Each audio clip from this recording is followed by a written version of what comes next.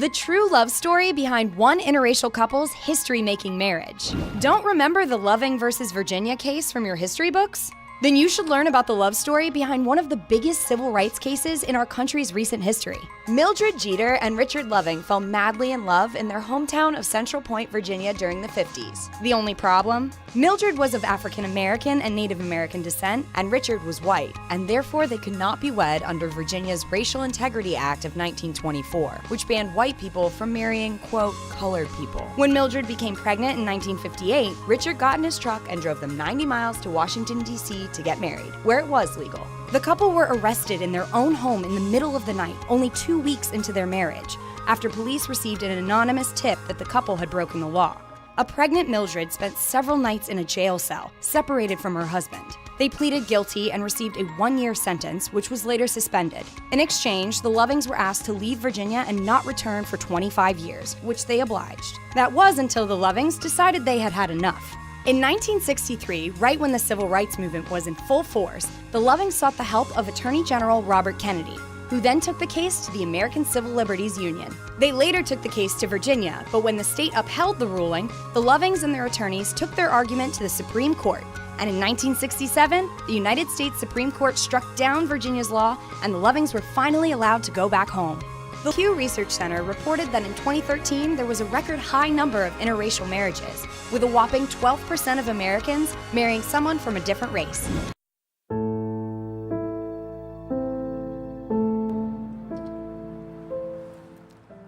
Because it's hurtful.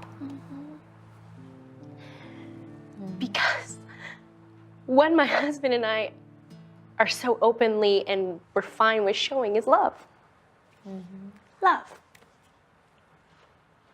But people choose to look past the love and spew hate. That's what hurts me. Because I've never experienced so much hate. Ever in my life. Ever. Jeez. Like, what do they say? I get called white man's whore. The new one was... God, Tamara. Oh, yeah. Back in the day, you cost $300, but now you're giving it to him for free. Like, stuff that me as a person could never even fathom. Like, I can't even think of these words, and only because it's very hard for me to think of it because I'm a product of it. Yeah, my mom is a beautiful black woman and my dad is an amazing white man. And I grew up seeing a family. I didn't grow up seeing, the white person. So it's very shocking to go through this. This was the big one. They say, OT is a true black woman because she married a black man. Oh, I'm lesser of a black person because I married white? I get the opposite, actually. What? Yep, I've had people say that you've done it right by marrying a white man. I mean, I love my husband so much. I love our family. I love our dynamic. I'm proud to be in the relationship that I am because it's based on love.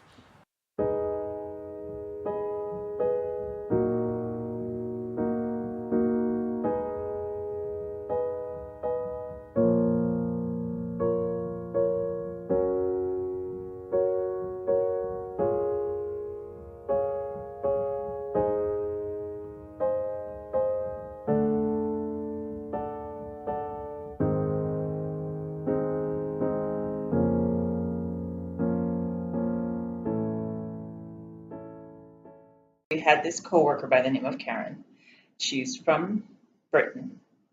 She was a black woman, and she took objection because most people in this country don't see me as a black person. They see me mostly as Hispanic.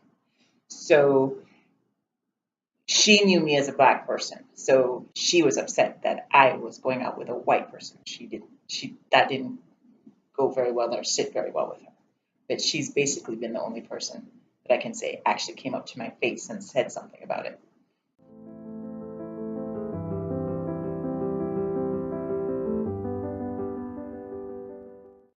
realized my wife was the only black person who was not working in the back of a restaurant, and it made me extremely uncomfortable. I listened to a conversation. Before we moved here, we came down for a trial run, and we went out to a restaurant. And at the time, I was fighting for us to live in a cheaper area up around Brooksville, as opposed to living here. So we went out to a restaurant there, and I was extremely uncomfortable by the number of N-words that were flying around, the attitudes that I was hearing, and again, realizing that my wife was the only non-white person sitting in the front of the restaurant. There were black people working in the back of the restaurant, but not in the front. And that was when, I don't know if you realized, that was when you won the argument about where we were going to live. Because I said, okay, I'm not living like this. We got to go someplace where there are people of more of a mixed culture. Well, I don't know if he remembers, but there was one restaurant, Cracker Barrel, in Brooksville, where there wasn't any white person on either side, either being the server or being the customer. Any black person? There was no black. There was no Spanish. There was no nothing. There was white, and that was it. Either the front or the back. And that's when I said to my husband, my kids have grown up in a multicultural, community. I can't bring them to this all-white environment. It's not something they would be used to, and it's not something I want them to become used to. And my girlfriend lived here, and she's also from Jamaica, and she said Tampa is better that way.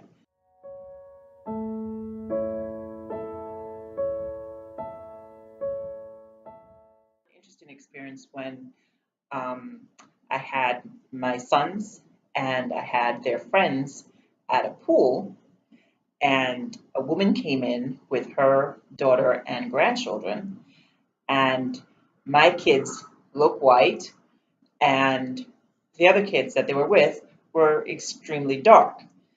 And the lady said something to her daughter, who left their kids here like this? And I said, excuse me, ma'am, they're my kids. And immediately she was taken aback. Oh, they're yours? I said, yes. But you could see that she was startled because she didn't realize that I was attached in somehow to those set of 5 children. My son says he's Jamaican. He will get an attitude back from another Jamaican because he understands patois. So as soon as somebody starts talking, he laughed once and the person got upset like he was being disrespectful. And he just said, no, I understand what you're saying. And the person was like, no, you don't. And then he told them what they were saying. And they were like, oh, because he's green-eyed white. I've also had the experience in where we came from, not in Tampa, of walking into a store, paying for something, my kids being in Carvel, my younger one running into the store, saying, Mommy, running back out of the store, coming back, running in, saying, Mommy, I need more money, coming out. And the woman who was white behind the counter said, that can't be your child. I said, excuse me? He's a white child.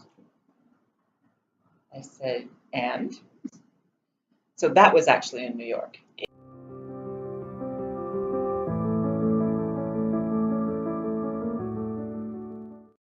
I think it can be used to measure racial intolerance. If you get a negative reaction to something, it shows you where that person is biased. If you get no reaction to something, it doesn't show you anything about anything. It just shows you that this is a circumstance. It's like saying, does a rose growing mean that the weather's been good recently? The weather can be good and the rose can grow. The rose dying doesn't mean the weather's been bad. But intolerance tells you something. Tolerance doesn't.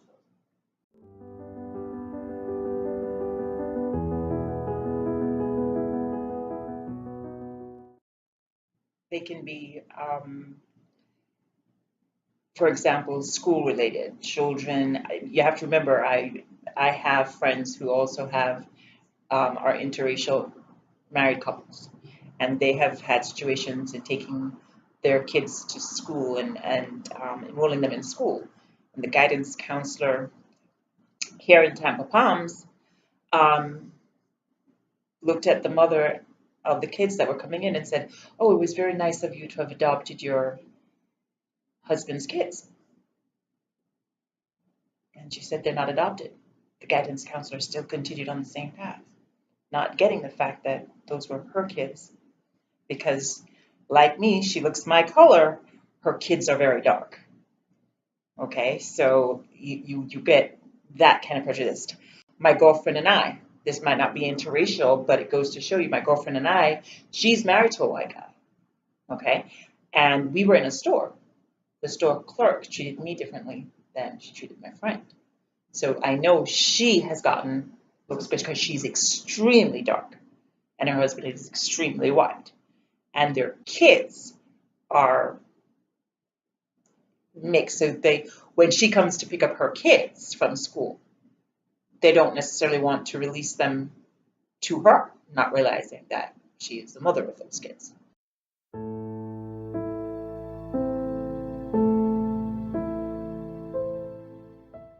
So when I was there, it was more a class thing than a racial thing.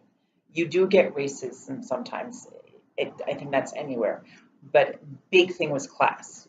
If you had money, if you didn't have it, that was it. Where your status was in the society. I did not understand race as you know it until I came to this country. Because again, in Jamaica, when I was growing up, it was the have and have nots. Color didn't play into it until I came to this country. And then I understood people were categorized by their color or their culture, ethnicity, that sort of thing. Then it was a slap in the face. So that was hard. We started late because New York starts later than Florida. My mother didn't know that. So we came in late. So when the class that breaks to go to lunch, the teacher sat me with some black girls and told those girls to take care of me. Within 4 days of sitting with them, one of the girls got up and punched me in my shoulder. And I, understanding how things work, was if I didn't get up and look like I was going to kill her, I was going to be taken apart for the whole entire year. Well, the leader of the group jumped up and said, I said to leave her alone, don't trouble her. So I said, okay, since you said that, we can leave that here and I'll just move myself on the situation because obviously you don't want me here. And I went and sat by myself for a few days until next. One of the girls came out to me a few days later and said, it's because you're not all black, why we don't want you to be part of our group. Then the next thing you have with that, besides color, on the other side is you're not American. So they heard my accent, which is, depending on where I am, can be, I'm talking to you, so you might not hear my accent. If a Jamaican or one of my West Indian friends were to call, my mother, somebody else calls, I'm going to get on the phone. I come off of it. My husband can't understand after 22 years what I'm saying. So my English class was predominantly white. And they did not like me because they was like, go back to your country. It really boiled their blood when they found out that I was an American, had as much right to be there as they did. So you got those kind of things that would go on. My grandfather was a black man who wasn't raised in this country, so there was a difference for him and how he viewed the world to a black man who was raised in this country in the same time area. Again, my grandfather would have been born in the 1800s. He was a doctor, reverend, with the letters behind his name. He could speak 7 languages, write 5 of them, so he was different than a lot of people. He didn't come to this country looking for work. He came because he saw that the country that he came from in Harlem, New York, had a need for a priest of Bayesian background, and he founded his own church. Well, he got married in 1926, 1925. Well, my grandmother was from Bermuda. She looked white. They were going to throw acid in her face at their wedding because she was, as they thought, marrying a black man, and the blacks were upset because she was marrying a white. They actually had to have a police barricade in front of St. John the Divine and a police escort because of the threats that were made against them.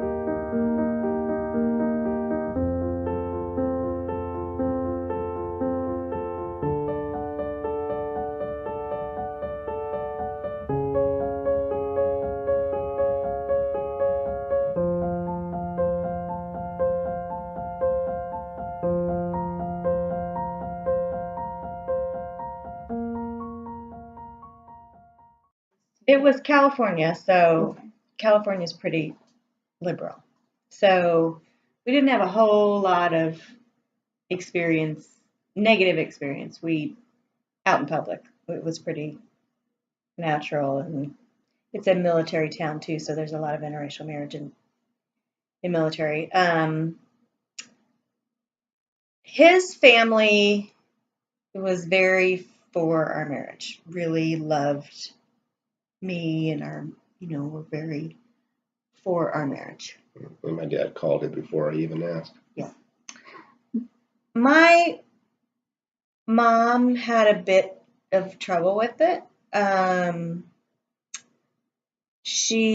was raised to be very open-minded and very people are people, and it's just pigmentation of skin. But when it came to marrying, she was a little negative. And then my grandmother was very negative about it until she met him. And then he did things like open the door for her and helped her walk up the couple steps into her house and stuff. And after that, he was the best thing since sliced bread because she just fell in love with him. So then she was like, no big deal. But she had a very hard time with it. She told me before we got married that he was going to leave me and that we were going to have black babies running around then and I would not be able to be accepted anywhere because I was just going to be a white woman with a whole bunch of little black babies running around and no husband.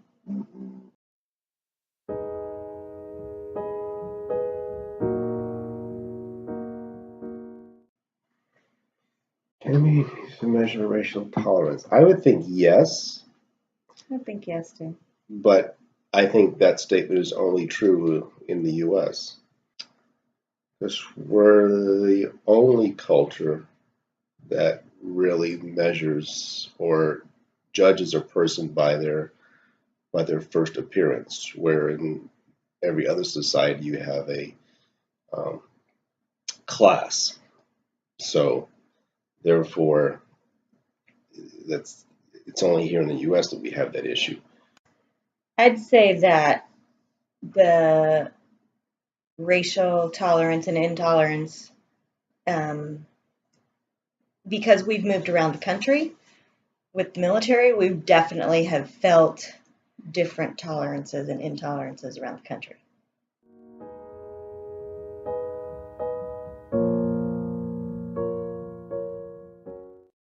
Well, for instance, we got married in California, so it's pretty liberal and whatever, to each his own. And we were stationed in Los Angeles, and our next duty station was in Savannah, Georgia, which was a big, big culture shock. We had some, on the way over, we decided to make it a vacation, and our daughter was little, she was almost 2. We stopped at a Denny's in Nashville, and the restaurant was in an L shape, so there was, and you walk in at the V part of the restaurant. And we walked in, and first of all, the hostess leaned around him. He was carrying the baby, leaned around him and asked me if we needed a high chair or anything like that. And I said, I don't know, ask him. Ask him if he decides to want a high chair. And he's trying to lean in front of her and say, I'm a human, talk to me too. So when we got seated in the restaurant, the entire patronage of the restaurant was down this side of the L, and we got seated at the back, down this side of the L, past one of those little velvet rope things that they have to take down, like this section's closed. They opened it up, sat us down there, and closed it off again. So that was one of the big, wow, we're in the South now, kind of welcome to the South things. And in Savannah, we had a little bit of that. Savannah's also kind of a military town, but we did have a little bit of intolerance and stuff like that, I would say, in Savannah. And then we moved to New York City, which is like the melting pot of everywhere. So nobody even thought about us. And then we moved here, and I would even say here, Florida, there is some intolerance. I would be called Camille's babysitter a lot of times, or even our son too, Alexander's babysitter. They'd say, "Oh, your babysitter's here," and I'm thinking Camille was like, "Wait, who?" And so I would, anyway, it was just interesting because it was, and I would say it's more those kind of things, like people just don't expect him to be black. Like if they talk to him on the phone or whatever, they don't, I don't know, they don't expect you to be black. No. But, and again, I would say a lot too is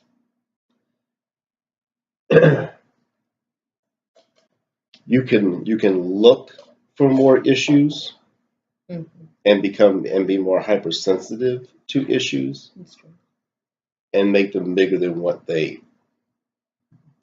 could be. I have been clearly defined as someone who tends to ignore people's comments or looks, but to myself, I'm just happier that way. But I can, or as a coworker and actually boss, he said I don't wear my color on my sleeve.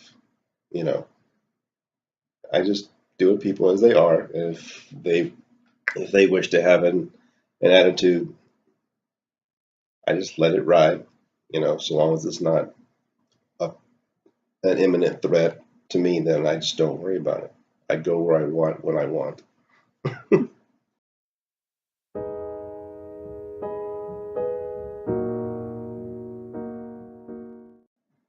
I would say probably. I think that it's better now than it was 30 years ago. I think that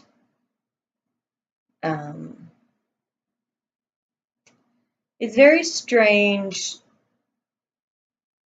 being a white woman married to a black man because I get exposed sometimes to the racial intolerance of just of black people, not necessarily of interracial marriages. I get exposed to the intolerance of black people because I'm with him.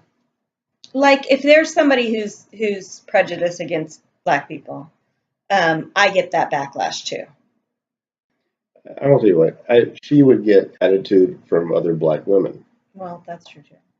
And unfortunately, because of because of the perception that people have of black men, when I can be basically perceived as I'm one of the good ones, that she would basically get the reverse because I was perceived as one of the good ones that was taken away from other black women, So you have that reverse where now she's getting grief because of issues like that. I was going to say more though too that like people who would feel free to let the N-word fly and things like that stumble over themselves with me because then they realize they may be speaking kind of derogatorily, in my opinion,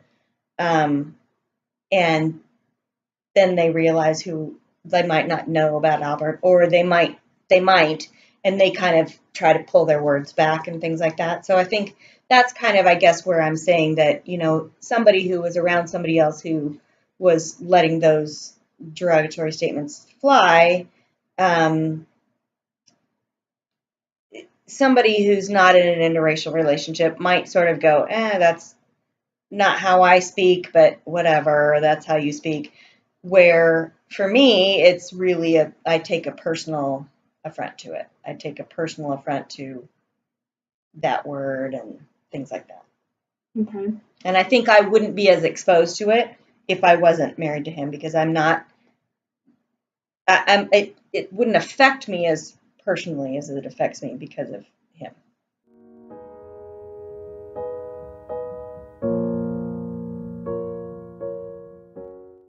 Just be yourself. Like for instance, when she gave the story about her grandmother, I wasn't going to be any different than who I was. Or like even with my business that it's at our home, or my business is at our home. And so then Albert comes out from the back room or comes outside or gets home from work or something. And people will say, "Who is that?" "That's my husband." "Oh." And they just act surprised. But again, I'm not acting like offended or anything like that. I just say, "That's my husband." Just like anybody else would, who was not married to a black man, they would just say, "That's my husband." So I think like you said, I think we're just ourselves. And Yeah, I mean, and that's just it. I mean, it goes back to, like I said, don't wear it on your sleeves.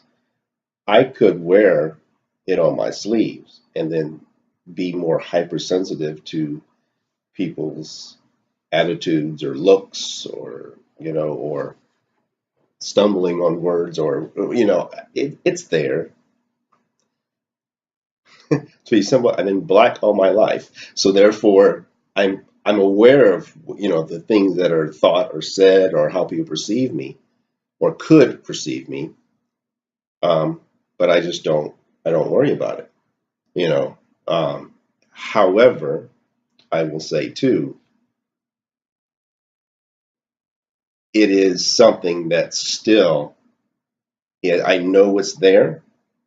So therefore, I probably, and do likely, I work harder at trying to break people's perception of who they think I might be. In other words, give them the chance to get to know who I am before making a judgment of what they see, whether that be in me wearing my earrings one day or not wearing my earrings, because those two can be judgments. We all make judgments on what we see, and anyone that says that, I think, my belief is that anybody who says they don't, they're also lying to themselves. We always make a judgment on a prejudgment on what we see first, and then you go from there as you build the rest. That's not a bad thing. It's just how you act on it.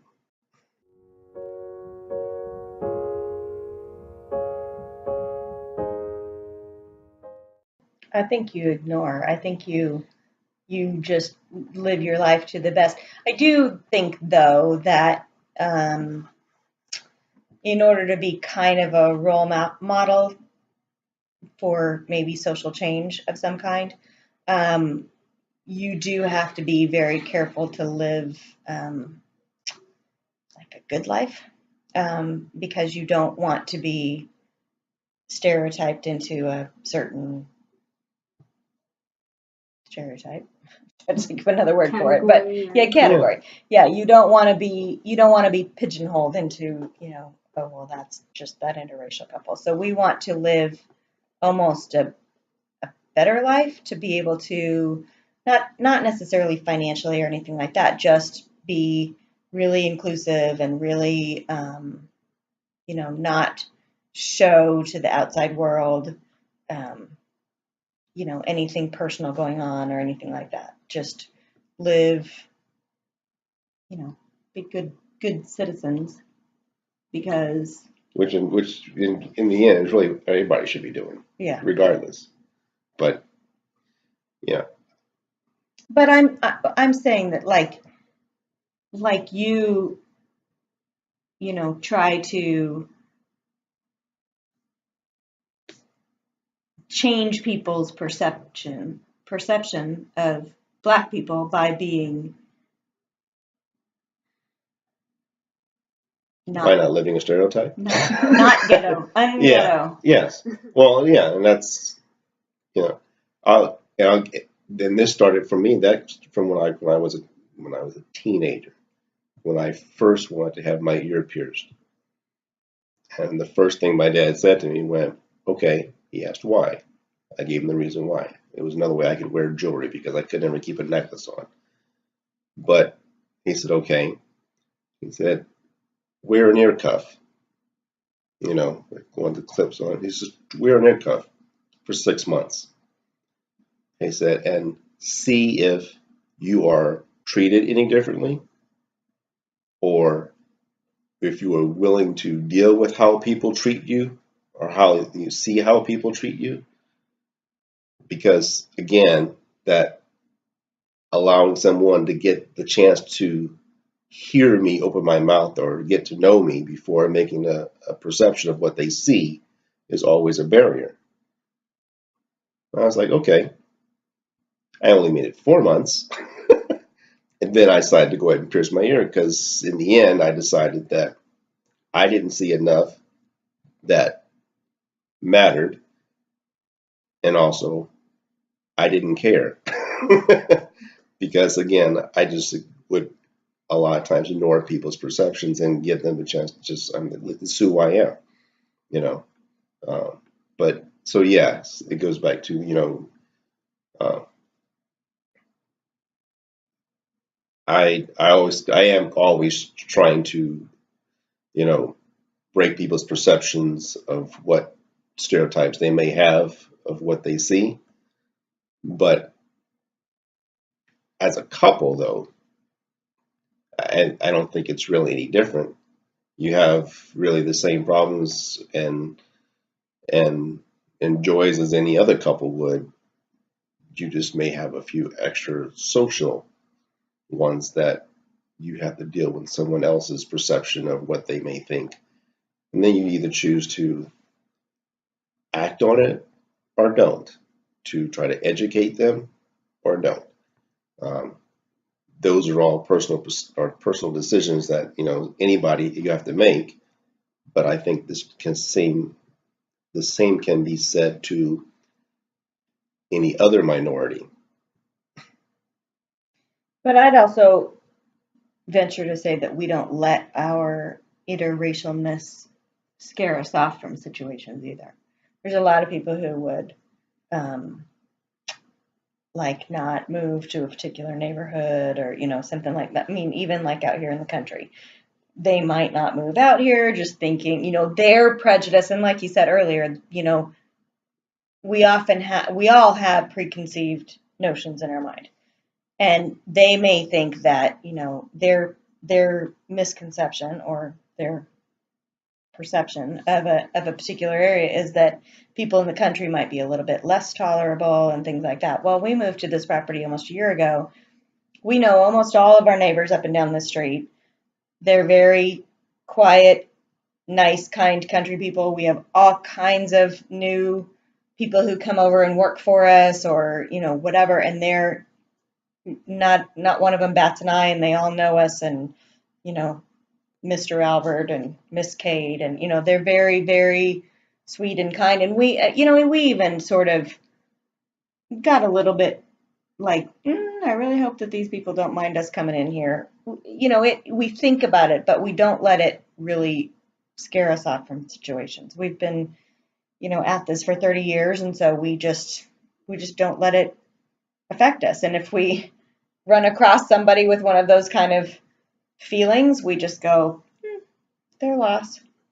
We just don't let it come into us and affect us. We just don't care. That's their unfortunate perception, and yeah, we may try to change their mind, but it also doesn't mean that we're ignorant to the fact of what people may think. Oh yeah. From husband father point of view, I'm aware, and in fact, in the military, there were a couple places where they started to send us, and went, oh wait, and I went, what? We're interracial? I could tell on the phone how they were talking, and I was like, I said, look, I said, again, for me, it doesn't matter unless you're telling me that it is a danger to my wife and family. And there were a couple places that I said, other than that, were I said, I'm not, that they would not send us because of that. I'm not afraid to go places. Just as living here in Florida for the job that I have now, a lot of people are surprised that I travel the entire West Coast in Florida. And if you've been in Florida any length of time, once you go north of Yankeetown, things become a little different, or perceptions, change. I've never had a problem going. Never had a fear of going, I should say. Did I run into some attitudes? Do I run into some attitudes? Sure. But as I told our captain here once before when I was still active, I said, however, I said the greatest or the biggest problem I ever had with absolute blatant racism was right here in Clearwater, Madeira Beach area. So with that said, it doesn't matter where you go. It can be anywhere. It's all a matter of the people and how they think. I ran to one here, not north, where people would think it might happen.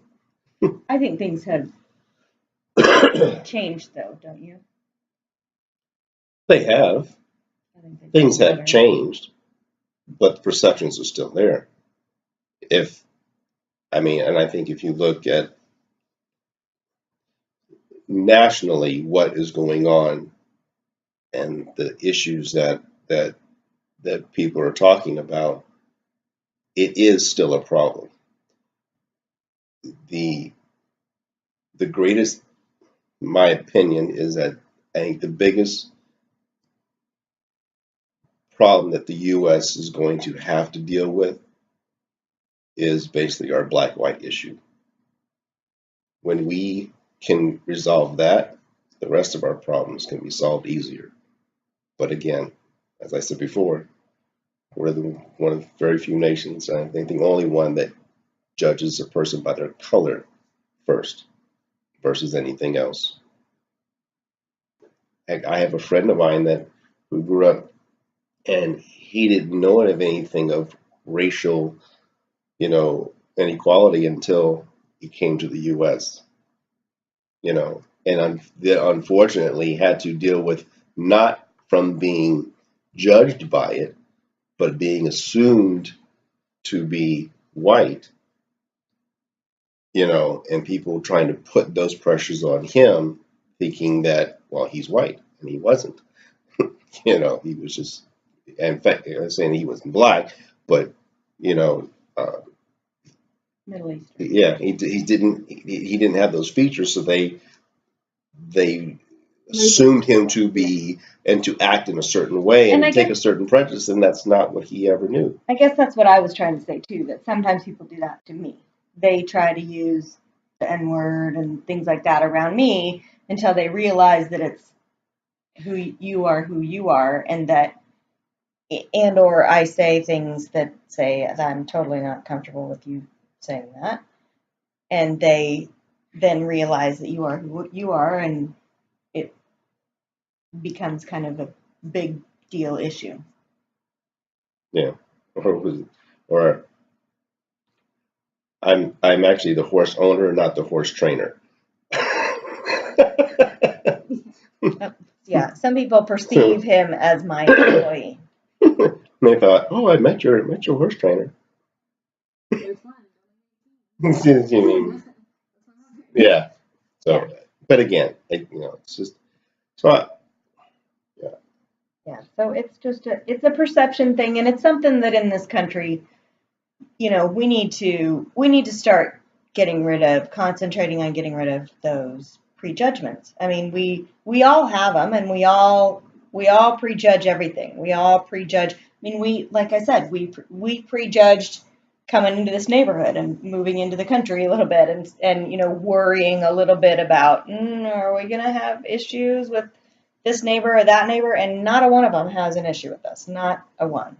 So it just, I think that we all need to really look inward to our prejudgments and just, again, like I said, he's just got more pigment than I do.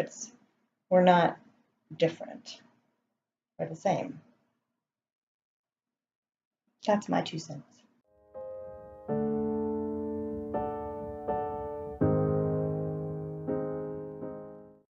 He is, because he has fairer skin, he is perceived as Puerto Rican all the time. He's spoken to in Spanish all the time. And people ask him, things in Spanish, and he's like, I don't speak Spanish. And Camille, they have no idea what nationality she is. People cannot figure out what nationality she is because she's darker than him, lighter than you, long, dark, curly hair. So people can't figure out. But growing up, I mean, she was, there was the time, like shortly after we moved here, when the kids told her that her babysitter was here and it was me. And she's walked back in. She said, "That's not my babysitter. That's my mom." And then she, growing up, had a crush on a little black kid on the school bus that she rode with. And he found out she had a crush on him, and he came up to her and told her that she wasn't black enough, that she needed to get in touch with her black side. And she turned around and snapped at him, and she said, "I am 50-50. I am just as in touch with my black side as I am my white side. So I am 50-50. You can't say I'm 51-49 because I am 50-50, right down the middle." And then we also had an issue when we moved to New York, actually. Surprisingly, the kids were going to go to school on the military base. There was a public school on the military base. And we were signing Camille up for kindergarten. And there was the form that you fill out, and it says, race. Choose one. Black, white, American Indian, Eskimo, Pacific Islander, Hispanic. Yeah, Hispanic, non-Hispanic, or Spanish from Spain, non-Hispanic, European. All kinds of different things, but you had to pick one. And so we said to the school administrator, "We're not filling out this portion." And he said, "Well, why? You have to fill everything out on this paper." And we said, "Because our kids are 50-50. 50-50 right down the road." And he said, "Well, then I'm going to have to fill it out for you." And we went, "Oh." You will not. He said, "Oh, you are you? Then what would you call her, Camille?" And he said, "Well, I will call her Black." And we pointed at our son, who was fair and kind of sandy blonde hair. We said, "So what color will you call him?" And he said, "White." And we were like, "Nope, you won't. 50-50. And so we argued that point, and he said, "Do I need to get because again, the school was on a military base." And he said, "Do I need to get what was that officer? I just need to get the command involved. Yeah. Because I said, we're not filling out this, and you're not going to decide the race of my children." So they went to the school district of New York City and got it changed on our behalf for all of New York City, all New York City public school systems. Not that you can check too, but that they now have a box that says parent refuses to sign. So the race of our children is now known in New York as parent refuses to sign. So instead of assigning them a race or 2 races, they have no race because we refuse to sign. So that's a biggie right there.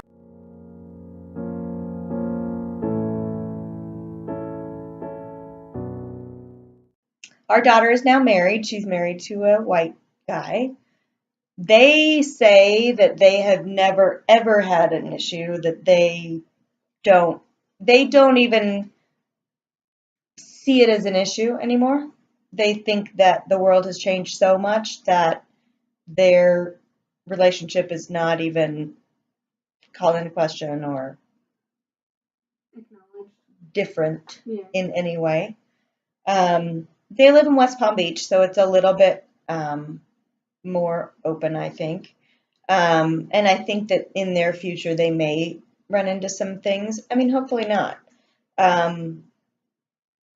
But they don't even necessarily recognize all the things that we've been through. They don't necessarily recognize the,